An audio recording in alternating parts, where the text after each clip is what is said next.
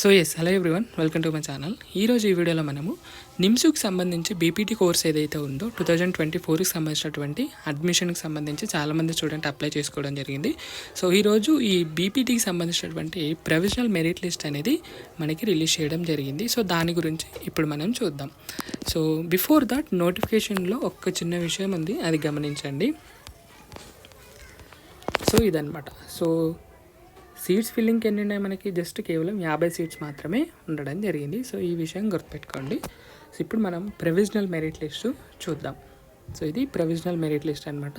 So ఇవాళ మనకి release చేయడం జరిగింది సెప్టెంబర్ 9th. అండ్ టోటల్ ఎంతమందిని షార్ట్ లిస్ట్ చేశారని చూస్తే కనుక సో దాదాపు 1030 మెంబర్స్ని అనేది షార్ట్ లిస్ట్ చేయడం జరిగింది. బట్ మనకు సీట్స్ ఎన్ని ఉన్నాయి? కేవలం 50 సీట్సే కదా.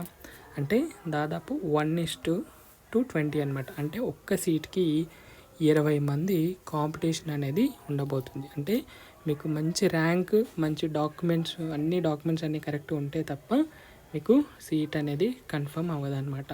సో బిఫోర్ దట్, దానికంటే ముందు ఇక్కడ నోట్ అని ఇచ్చారు, అది చదవండి ఒకసారి.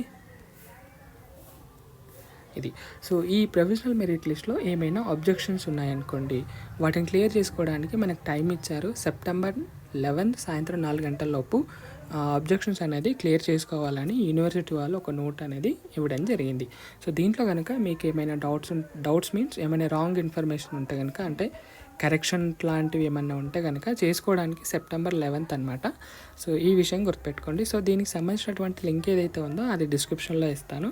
అక్కడ నుంచి ఈ ప్రొవిజనల్ మెరిట్ లిస్ట్ అనేది మీరు డౌన్లోడ్ చేసుకోవచ్చు. అండ్ నెక్స్ట్ మనకు ఈ ఫైనల్ మెరిట్ లిస్ట్ ఎప్పుడు వస్తుంది? సో ఇది.